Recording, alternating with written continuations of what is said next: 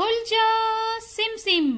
कहानियों के खजाने से निकली आज की कहानी का नाम है चिन्नू और मिन्नू के नहाने का वक्त। चलिए कहानी शुरू करते हैं। चिन्नू और मिन्नू के नहाने का वक्त हो गया है।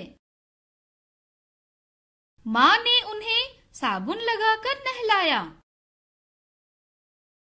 उन दोनों को टब से बाहर निकलना बिल्कुल अच्छा नहीं लगता था।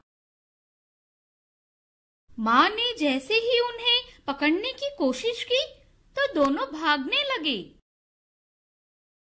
माँ ने तौलिए से दोनों को पोंछा। फिर दोनों को कपड़े पहनाए। सबने मिलकर खाना खाया। दादी और दादा ने दोनों को बहुत सारा प्यार किया। अब दोनों के सोने का वक्त हो गया है।